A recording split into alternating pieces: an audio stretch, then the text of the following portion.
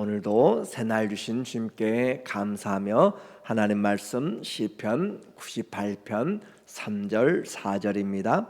그가 이스라엘의 집에 베푸신 인자와 성실을 기억하셨으므로 땅 끝까지 이르는 모든 것이 우리 하나님의 구원을 보았도다.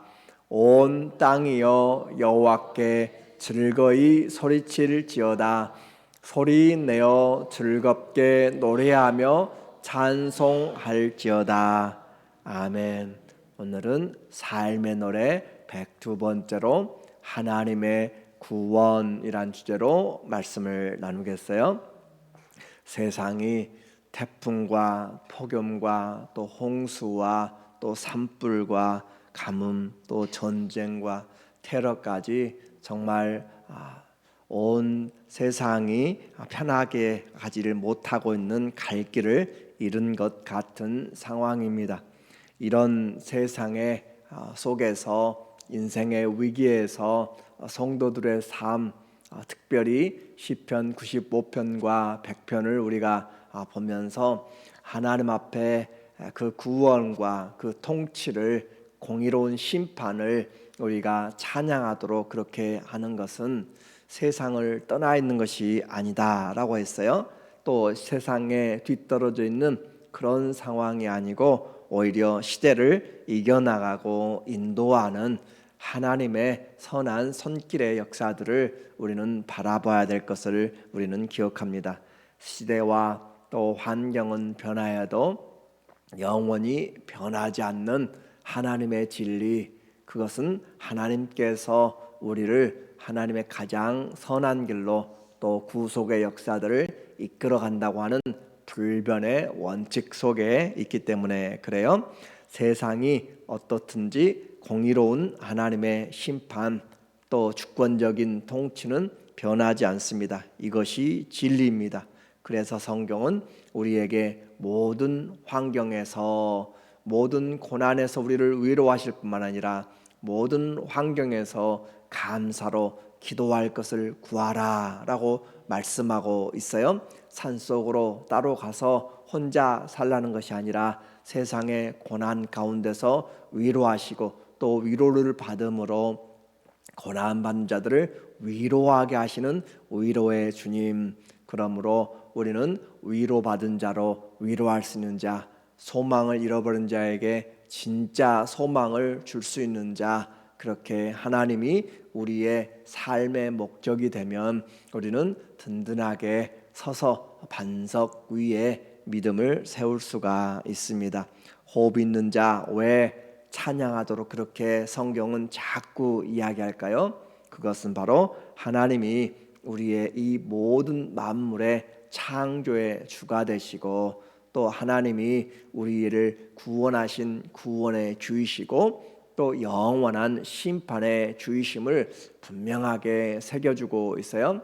선지자들의 모든 글도 바로 이와 같은 세 가지의 원리입니다.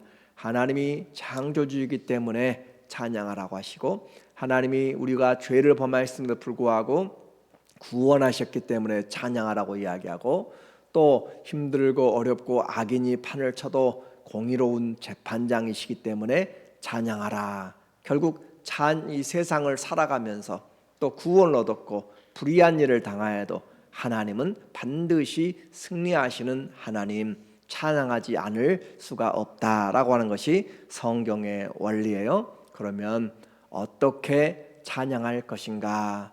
오늘 다시 한번 시편은 우리에게 새 노래로 찬양하라 라고 그렇게 말씀하네요. 1절에 보니까 새 노래로 여호와께 찬송하라. 우리의 마음의 새로운 은혜로, 우리 영의 새로운 곳으로 하나님께 찬송하라. 그는 기이한 일을 행하사 그의 오른손과 거룩한 팔로 자기를 위하여 구원을 베푸셨음이라. 하나님이 구원을 베푸셨다. 똑같은 그런 환경 같지만 내가 은혜를 받고 보면 얼마나 귀한지, 얼마나 감사한지, 얼마나 축복인지를 깨닫게 되는 거예요. 그것이 바로 깨닫는 은혜가 새 노래로 찬양하는 것이죠. 내가 과거보다 정말 더 하나님의 깊이 알게 됨으로써 사소한 것들이 다 주의 손 안에, 또 모든 것이 다 주 안에 경영되고 있음을 감사하면서 내 마음의 위로와 내 마음의 은혜가 새롭게 되어서 찬양하는 것, 새 노래로 주의 구원을 베푸셨다. 2절, 여호와께서 그의 구원을 알게 하시며, 하나님은 구원을 행하실 뿐만 아니라 그 구원을 알리고 계세요.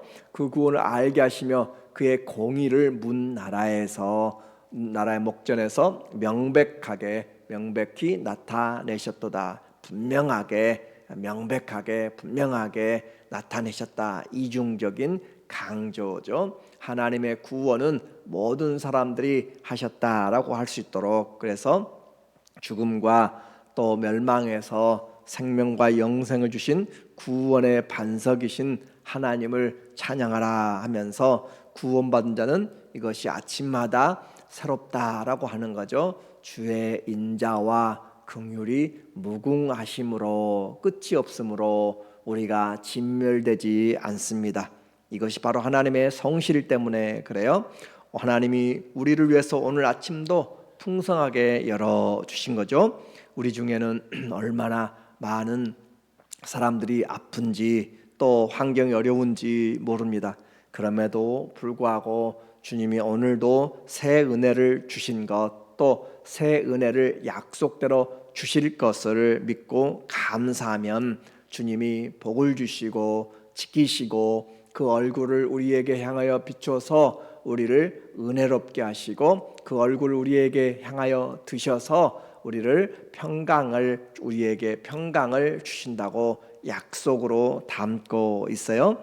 그래서 믿음은 바라는, 이 약속의 말씀을 바라는 것들의 실상이고 증거입니다. 내 손에 잡힌 것이 없고 환경이 변하지 않아도 주님은 지금 현재 통치하신다고 그랬죠. 하나님의 통치를 바라보면서 눈동자처럼 살피시고 우리의 머리털까지 아시는 주님, 세시는 주님 앞에 주님을 믿고 간구하면, 요나가 바닷속, 또 물고기 뱃속에서 부르짖을 때에도, 또 다윗이 광야 그곳에서 부르짖을 때도, 또 사자 굴 속에서 다니엘이 부르짖을 때도, 또 모든 환경에서 하나님이 다 지켜보시고 들으신다. 그래서 성도는 입술의 열매를 먹고 사는 것입니다. 믿음으로 행하는 자는 믿음으로 살게 될 것이고, 믿음에서 물러가면 하나님이 기뻐하지 않으세요. 우리는 그 구원의 은혜와 베푸신 사랑을 이 열방 가운데 오히려 전하고 하나님이 위로가 되심을 찬양하는 거죠.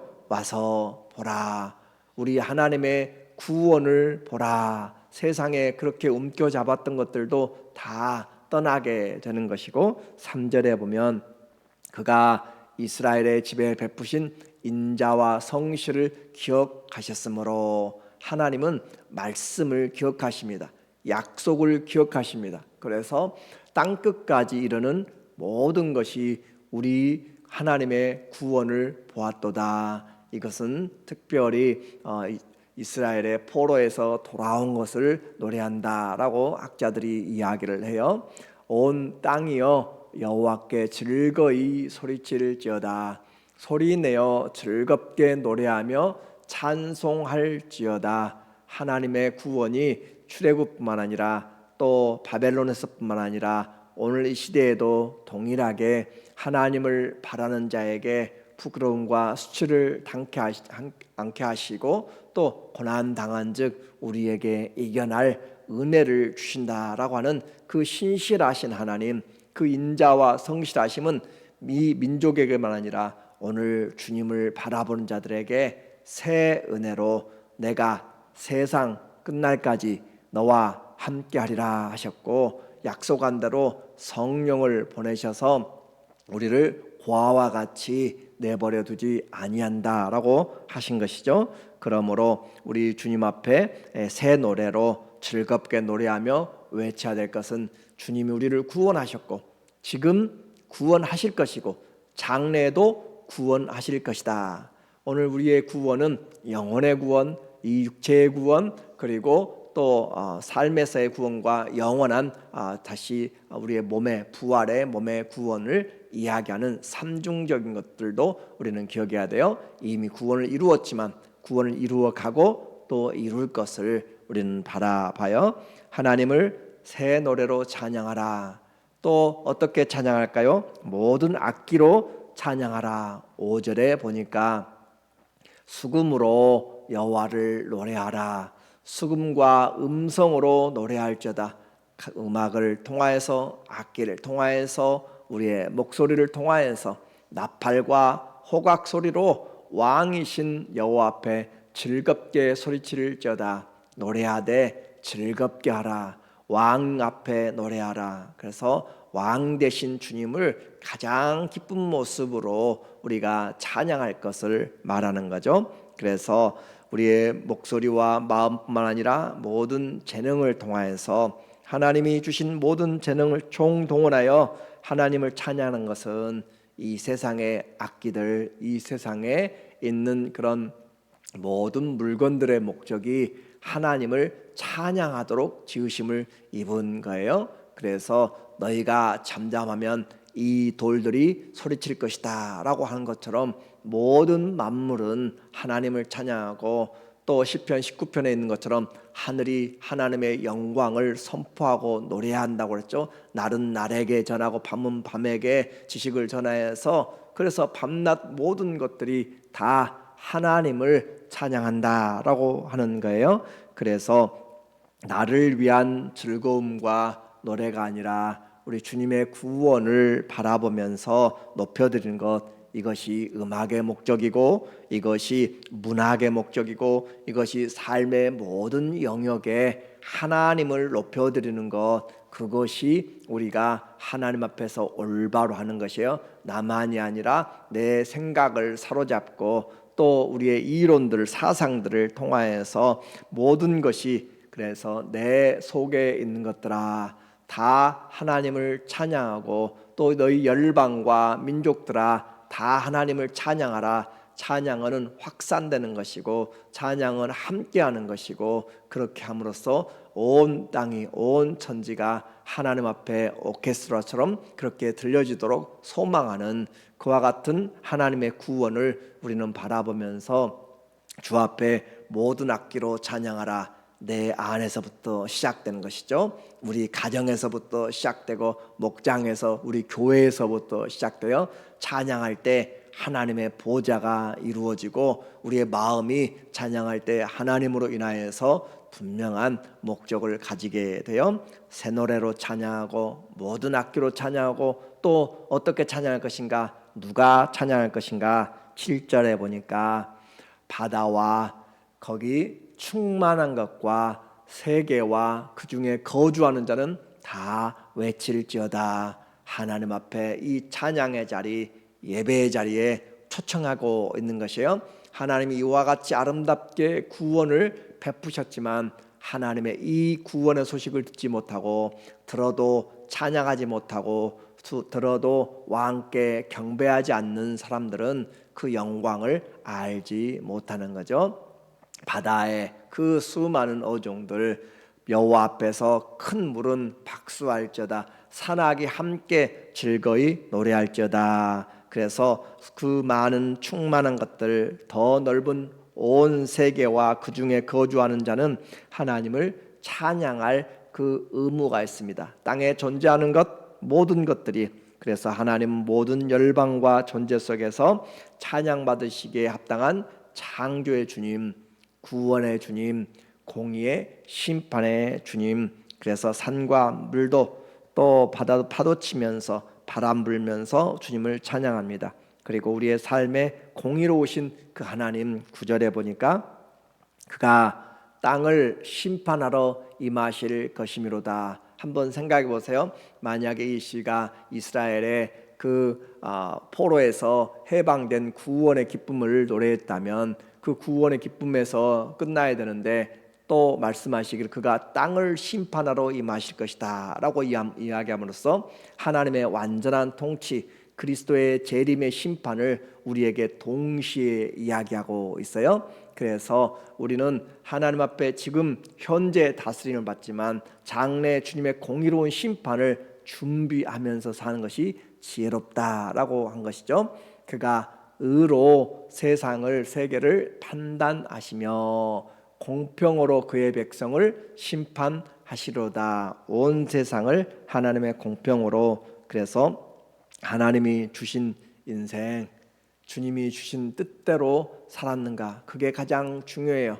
내게 주신 그 직분, 주님 앞에 충성되었는가. 그 직분은 충성하지 않고 게으르고 악한 종이 되어서 자기의 뜻대로 주님이 늦게 오실 것이다 라고 마음대로 하고, 그리고 다른 사람들을 때리고 또 핍박하고 자기의 원하는 대로 하게 되면 부지불식간에 알지 못한 때에 주님이 와서 그가 받을 형벌들을 말씀한다. 재난의 이야기죠. 재림의 이야기입니다. 그래서 우리는 주님이 얼마나 우리의 삶에서 주가 되었는가, 주님이 목적이 되었는가, 하루 똑같이 24시간을 주었어요.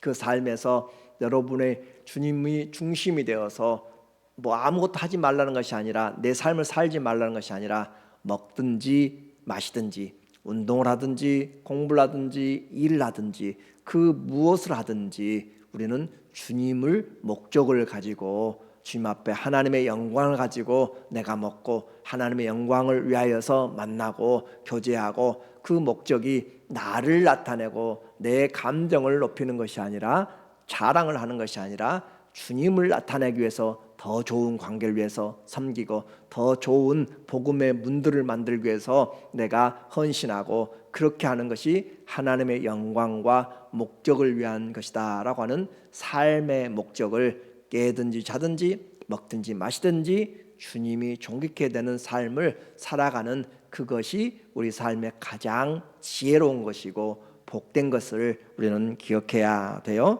그래서 하나님이 우리가 살아있을 때 생전에 어떻게 하셨는가, 인자와 성실로 우리에게 하신 것을 기억하셨다고 그랬고, 또 우리가 죽은 후에는, 아니면 주님이 오실 때는 공의로운 심판으로 우리를 나타내신다라고 그렇게 말씀하셨어요. 그러니 우리는 창조된 주님이 주신 이 세상에서 살고 있는 것도 감사하고, 현재 하나님이 그 인자와 성실하심을 매일매일 새롭게 하신 그 구원의 은혜도 감사하고, 장래에 하나님이 우리에게 공의로운 심판으로 심은 대로 거두게 하실 그 놀라운 구원도 감사하고, 이것이 바로 하나님의 열심이라고 이야기해요. 이사야는 이런 하나님의 열심을 온 몸으로 표현하고 있어요.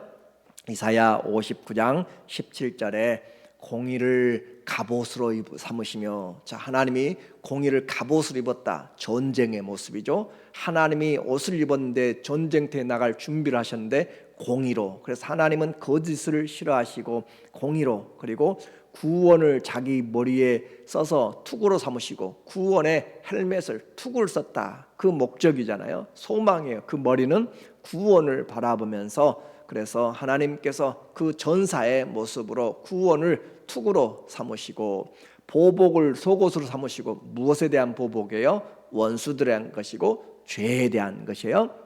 하나님이 그렇게 속옷을 삼으시고 또 열심으로, 성령의 열심으로 겉옷을 삼으셔서 하나님이 완전 무장한 영적인 그런 무장이죠. 그래서 하나님의 전신갑주가 구원을 향한, 우리를 향한 열심으로 이사야는 보고 있어요. 그들의 행위대로 갚으시되 그 원수에게 분노하시며 그 원수에게 보응하시며 섬들에게 보복하실 것이라. 3번씩 하나님이 우리에게 공의로운 심판을 행하실 것을, 악인에게 행하실 것을 말씀하고 있어요.